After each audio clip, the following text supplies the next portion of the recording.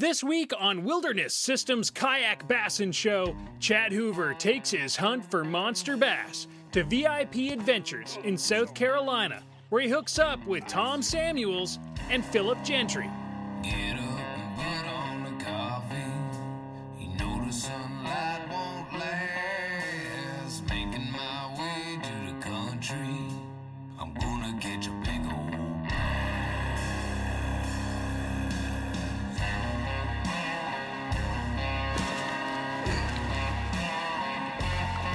Nice! Booyah!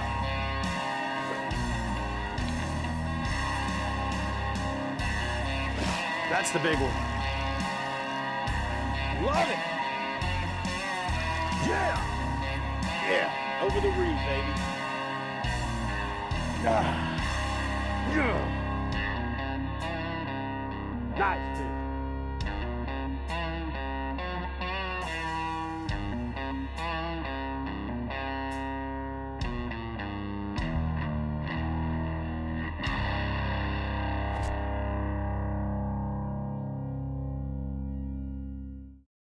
This week on Wilderness Systems Kayak Bassin Show, Chad Hoover takes his hunt for monster bass to VIP Adventures in South Carolina, a private lake managed specifically for growing the big girls. All right, so here we are, Summerville, South Carolina. I'm fishing with Mr. Philip Gentry and Mr. Tommy Samuels. Philip's an outdoor writer from South Carolina, and Tommy is fellow Wilderness Systems pro staffer and Kayak Fish South Carolina guide. So we're gonna go out and try to catch some big bass. Summerville, South Carolina, VIP Adventures. It's gonna be fun.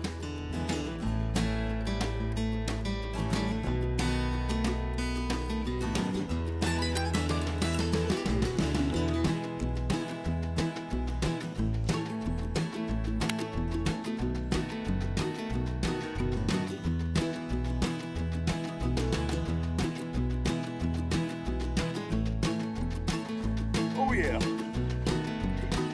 Nice fish.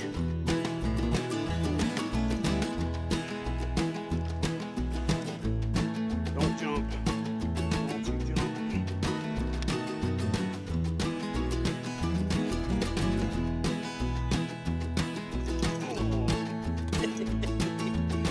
Oh man, nothing like an early morning buzzbait bite.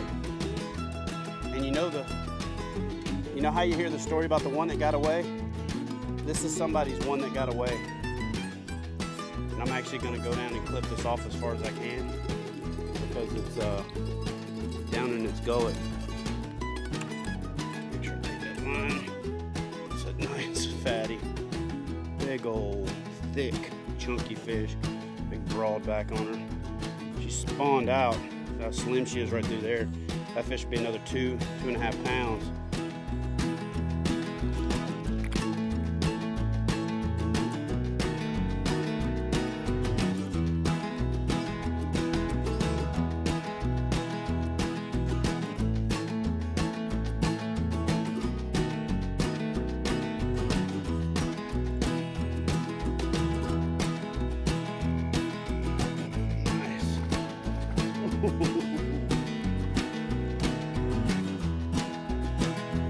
Not as nice as the last one will do.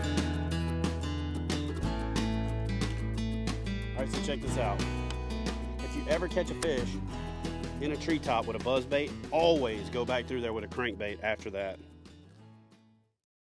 Fishing lakes with low, overhanging trees can be tricky, but Chad Hoover has a great technique for getting at those hard-to-reach fish. And that's what he's going to look at in today's Kayak Fishing Tip of the Week, brought to you by Wilderness Systems, makers of the Ride, Tarpon, and Commander series of premium fishing kayaks. You know, a lot of times with these undercut banks, you have these pockets back up under the trees. We have a tendency to want to always try to skip the bait under there to get it back to the back. But when things are slow like they are right now, I like to use this little technique where I throw it through the tree, punch it in, and then pick it up until it's just at the surface and then lower it down to allow the fish to take it. And I'm hanging on the tree. And then your question might be, well, what are you gonna do after you hook the fish? I don't know. But what I like to do is I always like to try to get the fish first and then figure out how to get it second.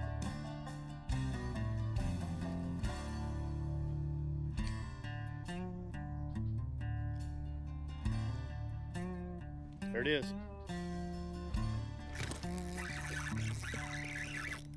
Right off the tree. Ooh. Oh.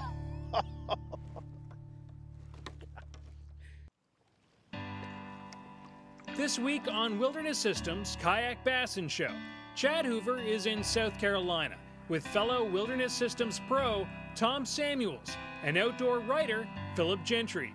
The guys are at VIP Adventures, a private lake managed specifically for trophy fish.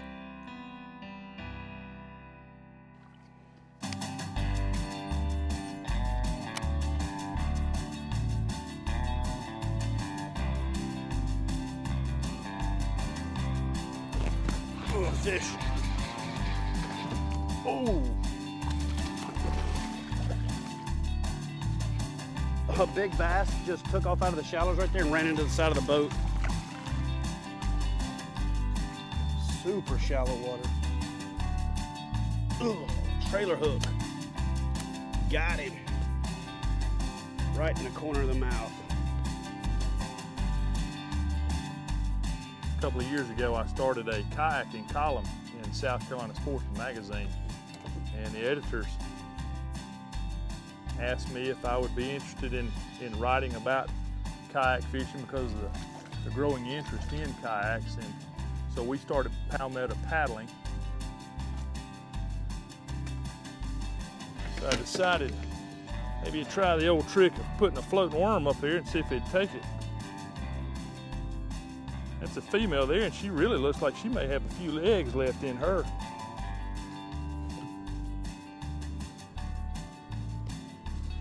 All right, got her unhooked there. Nice little fish. Let's go ahead and let her back in so she can do her job. I don't think people realize how many hunters there are who will use a kayak to get into some really backwater areas that where they can get out on the bank and hunt. And the beauty of a kayak there is that it's so quiet you can actually slip up. I mean, how many times have we been fishing, gone down the bank and seen a deer or a hog or a turkey A little better fish. right there and startle them? Not a pig, but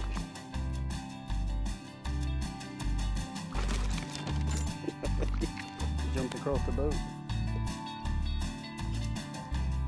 This little fish, not a pig, but he'll do.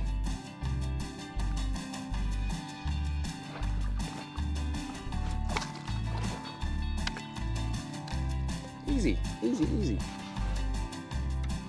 And one thing about where you're fishing cover like this, where you've got low overhanging cover, you see a lot of your bass professionals will take their lures and they can skip them along the top of the water and have them slide up underneath that cover.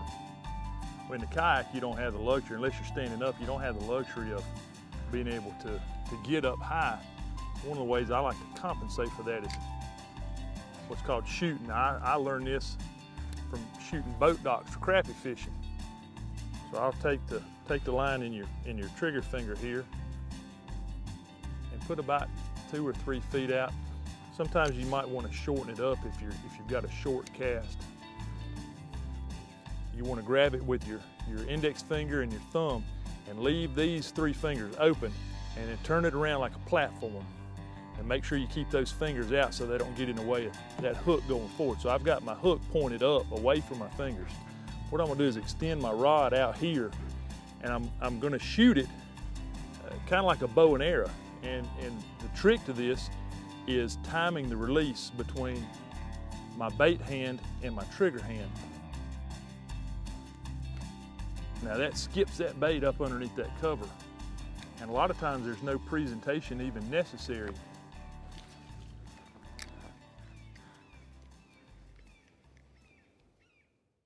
You know, I fish out of different kayaks for different reasons.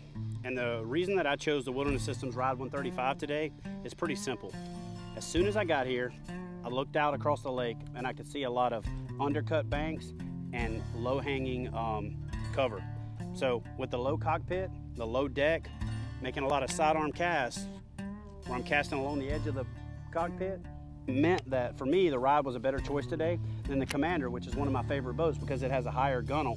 makes it hard to make those sidearm casts. So if this is the type of cover that you fish predominantly, look at a boat with this kind of low deck, low nose, so you can make those sidearm casts, skipping baits or pitching spinner baits up under the overhanging brush. Well folks, the fishing's heating up. We'll be right back with more kayak bass fishing action.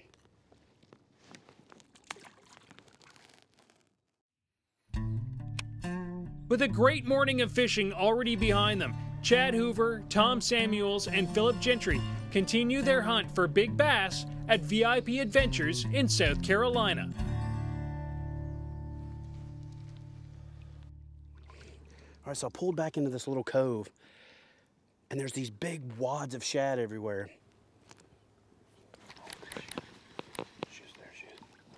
So it's through the Cinco out past them and bringing it through, and these two big fish are swimming together. Holy crap, that's a big fish. Oh, she's on it. The little one breaks off. The big one follows it and bumps into the fish. And then she turns off, and then the littler of the two fish, which is still a pretty respectable fish, just inhales the Cinco. Got it.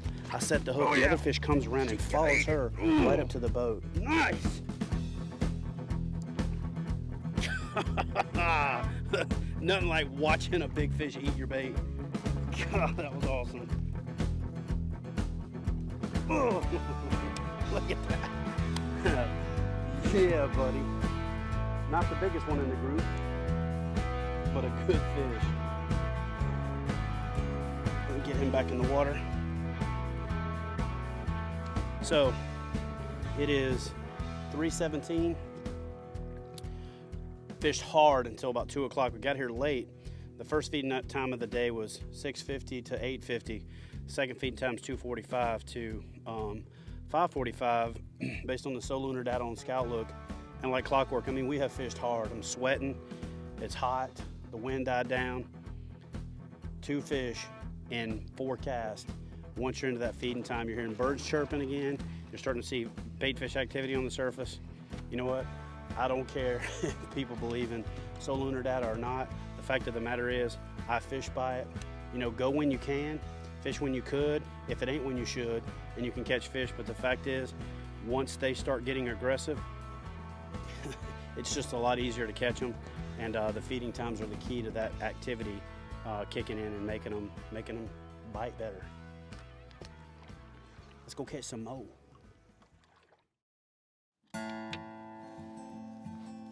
In the early 90s, I was sitting in the doctor's office for my routine physical, picked up an article in Wooden Boat magazine, and it's kind of cool. There was Mac McCarthy's article in there on building the wee lassie. So that afternoon I was at the lumber yard, and the next day I was starting my first canoe. Turned out to be the first out of 8 boats that came out of my garage. And while I was test paddling one of them, I ran into the owners of Wilderness Systems, fell in love with the Wildy boats, and been a Wildy junkie ever since. There we go. Cross that line, make some run. Bad day bottle and gonna meet you, bet you can't. Look how light colored this one is compared to the one we pulled out. So it took 3 tries, but I finally got this little female off of this sandy point. And you take a look at her, she's got a couple of scars down this side, a couple of scars down this side, and tail is beat up. It's just a young, probably a 2-year-old spawned out female. Let's put her back. The rain keeps missing. Trying to change my ways. It's all in vain. It's what I'm thinking. There she is.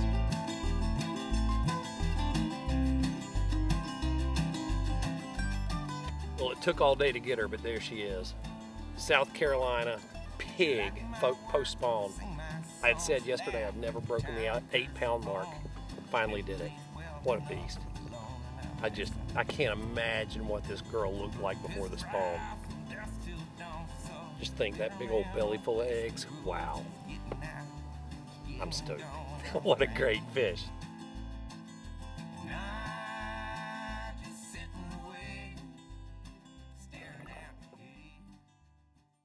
You know what, throughout the course of the day, you've probably seen me motoring around with the Torqeedo 403 ultralight kayak motor and thought to yourself, why in the heck would you put a motor on a kayak in a place like that? Well, I'll tell you, when I first got here this morning, I pulled up the Scout Look just to check the solar lunar times and to look at the forecast. And when I did, the My Locations feature showed me the lake that we were on, and I was blown away by how much water they actually have in this complex. So I opted to throw the motor on in case we had difficulty finding fish, that I could run around and pattern the fish and help us get a little bit closer to developing that go-to presentation. So the 403 ultralight kayak motor is the ultimate way to cover a lot of water, especially when you're on a big body of water and you've only got one day to fish and you need to be able to get to all of the little hot spots. That's it. I mean, that's why I put it on. Something else to say.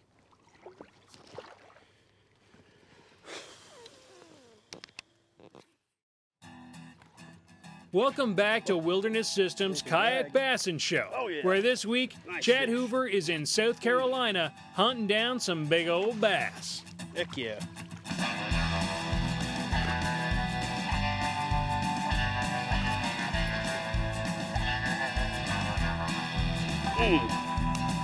This bass is legitimately taking me for a ride. Whiskey is the poison, yeah, times are getting told. Better watch where you're jumping down. Okay, it's pretty hot out, so we pulled up into the shade. I'm gonna take a second to show you what we were having success on today. Earlier on, when we were out of the feeding time and the fish were not that aggressive, we were throwing Senkos up into really tight pockets and picked up quite a few fish that way. But once the bite turned on and we could see fish cruising and busting bait, I tied on the Secret Weapon Lures sidearm spinnerbait. And the reason it's called the sidearm is because it's V-frame on the front.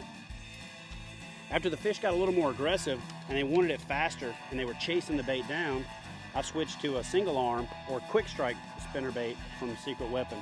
This bait is also pretty innovative in the fact that you can daisy chain your blades, use one blade if you want, bend your arm to make it run where you want it to in relationship to the hook point. And after a couple of short strikes and misses, I added a mustad trailer hook to ensure the hookup, and that actually led to 3 or 4 more fish.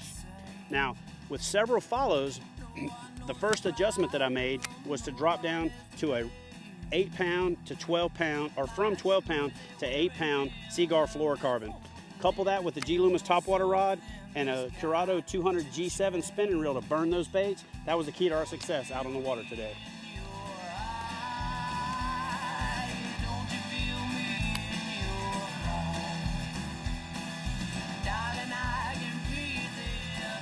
There's one. Oh, fish on. Nice. Oh yeah. Good fish. Good fish. Stop jumping. Oh. Booyah! Another bucket mouth, baby.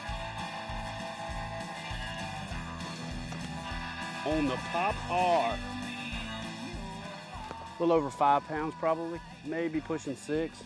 Looks like it's just started to feed up this morning. Getting a little paunch there. Obviously it's already spawned out. Got a few sores on its lip where it was scooping out the bed. Wow, South Carolina in the spring, nothing like it. All right, let's get this girl back in the water so she can finish feeding up. Thanks for not splashing me in the face.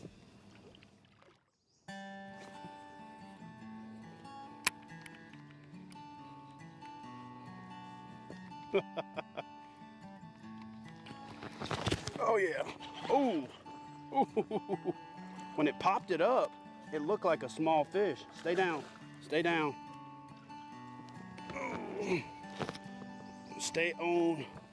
Stay on, stay on, stay on, stay on, stay on, stay on.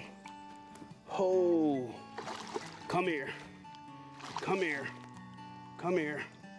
Stay on. Come here. This is why you should have a net if you're fishing treble hooks. Ooh, that's why you come to South Carolina in the springtime, baby. Oh yeah.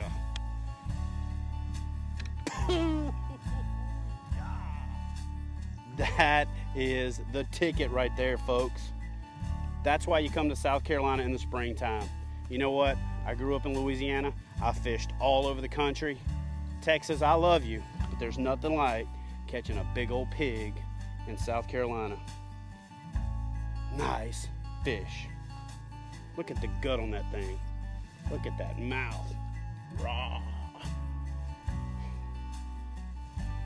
Eyeball like a log roller marble. Look at that. Well, folks, that's going to do it for another episode of Kayak Bassin. I'll tell you what, we had a great day here on the water in Summerville, South Carolina. I got to thank Philip Gentry and Tommy Samuels for joining me for a day of great bass fishing from the kayak. And you know what? If you're interested in a great outing just like this, check out VIPadventures.net and contact Mark DeShane.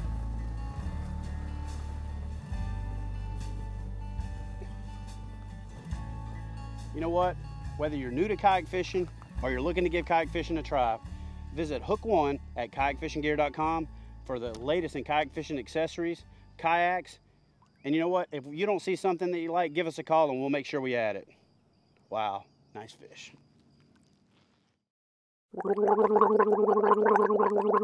Bleh.